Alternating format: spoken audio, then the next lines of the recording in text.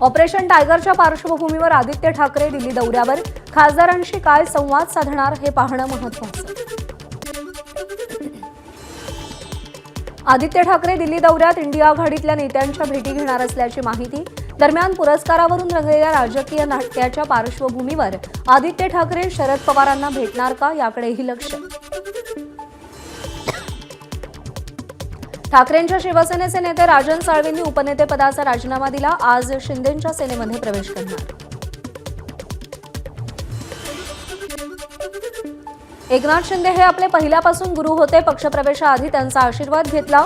मुंबईमध्ये आल्यावर एकनाथ शिंदेंसोबत झालेल्या बैठकीनंतर राजन साळवींची प्रतिक्रिया.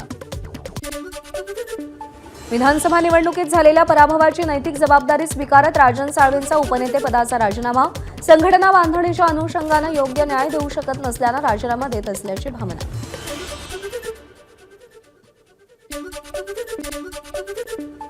सामंत बंधू आणि राजन साळवी यांची उपमुख्यमंत्री एकनाथ शिंदे यांच्या निवासस्थानी तब्बल 2 तास बैठक. राजन साळवी आज धनुष्यबाण हाती घेणार. नाशिकच्या 2 माजी नगरसेवकांचा पक्षप्रवेश. उपमुख्यमंत्री एकनाथ शिंदे यांच्या ठाण्यातील शुभदीप निवासस्थानी नाशिकहून मनसे आणि शिवसेना ठाकरे गटाचे पदाधिकारी दाखल. मीरा भाईंदरमध्ये ठाकरे गटाला धक्का. 3 माजी नगरसेवकांचा शिंदे गटात प्रवेश. येणाऱ्या सगळ्यांचं स्वागत आहे. राजन साळवींच्या राजीनाम्यानंतर एकनाथ शिंदेंची प्रतिक्रिया. राजन साळवींच्या पक्षप्रवेशासंदर्भात मुंबईमध्ये बैठक. आज राजन साळवींचा शिवसेनेत प्रवेश होईल. मंत्री उदय सामंत यांची माहिती. राजन साळवींचं पक्षात स्वागतच. स्थानिक स्तरावर 100% शिवसेना हेच ध्येय.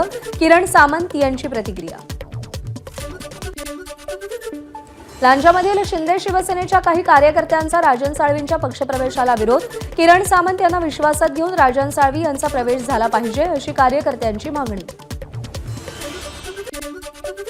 पक्षात येणाऱ्या प्रत्येकाचं जोरदार स्वागत झालं पाहिजे ही शिंदेंची भूमिका. राजन साळवींच्या पक्षप्रवेशाला विरोध करणाऱ्यांच्या शंकांचं निरसन केलं जाईल. शिवसेना जिल्हाप्रमुख राहुल पंडित यांची प्रतिक्रिया.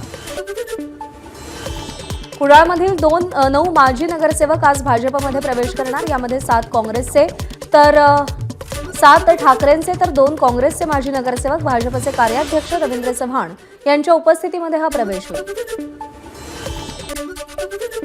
सुरेश धस आज अजित पवारांची भेट घेणार. मुंडेंनी 2019 ते 2023 या कालावधीत सर्वात जास्त भ्रष्टाचार केल्यामुळे त्यांच्यावर तात्काळ कारवाई करण्यासाठी या कालावधीची चौकशी करावी अशी मागणी यावेळी धस करणार.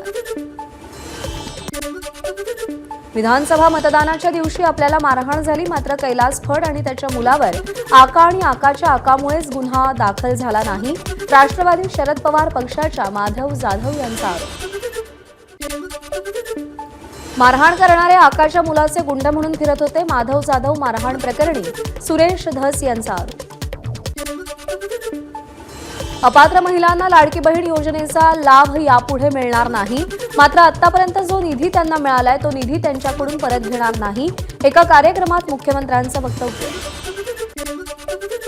महापालिका निवडणुकांआधी मनसेमध्ये मोठे फेरबदल होणार. फेब्रुवारीच्या शेवटपर्यंत पक्षांतर्गत बैठका घेऊन आचारसंहिता ठरवली जाईल. नागपूरमध्ये बहुजन समाजवादी पक्षाचे महाराष्ट्र प्रभारी आणि माजी अध्यक्षांची पक्षातून हकालपट्टी.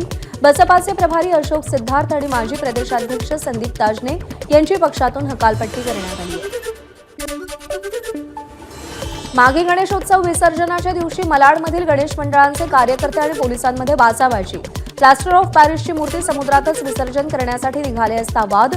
Video viral. अकोल्यात मनसेच्या कार्यकर्त्यांकडून एसटी बसची तोडफोड. तुलंगा खुर्द गावातील मनसेच्या शाखेचं बॅनर अज्ञात व्यक्तीनं फाडल्याच्या निषेधार्थ तोडफोड. 4 ते 5 लोकांवर गुन्हे दाखल. कराड चिपळूण मार्गावरती कोल्हापूर रोहा या बसवरती अज्ञातांकडून दगडफेक. दगडफेकीत बसचं मोठं नुकसान. पुण्यात आणखी एका रुग्णाचा जीबीएसमुळे मृत्यू. खासगी रुग्णालयात रुग्णांच्या मृत्यूची नोंद. राज्यात आतापर्यंत जीबीएसमुळे मृत्यू झालेल्या रुग्णांची संख्या 8 वर.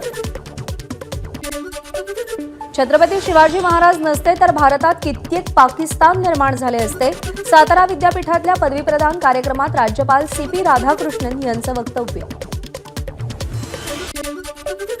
राष्ट्रीय स्वयंसेवक संघाचं शताब्दी वर्षात दिल्लीमध्ये नवं मुख्यालय. केशवकुंज नावाच्या 3 टॉवरच्या मुख्यालयातून काम सुरू. 4.5 एकरांवरती 13 मजल्यांच्या 3 भव्य टॉवरचं मुख्यालय. संघाच्या नव्या मुख्यालयात 30 खोल्या आणि 5 बेड्सचं हॉस्पिटल आहे. मुख्यालयाच्या 150 कोटींचा खर्च 75,000 दानशूरांच्या दानातून. झेंडेवाला परिसरात 2016 पासून मुख्यालयाचं पुनर्निर्माण सुरू होतं. दिल्लीच्या संघाच्या मुख्यालयात 1300 प्रेक्षकांच्या क्षमतेची 3 भव्य सभागृह. मुख्यालयात 270 गाड्यांचं पार्किंग, हनुमान मंदिर आणि भव्य वाचनालय. संघाच्या नव्या मुख्यालयाचा परिसर 5 लाख स्क्वेअर फुटांचा. इंडियाज गॉट लेटेंटचे सगळे एपिसोड डिलीट केले. समय रैनाचं स्पष्टीकरण. आपला उद्देश प्रेक्षकांना हसवणं एवढाच होता, रैनाची माहिती.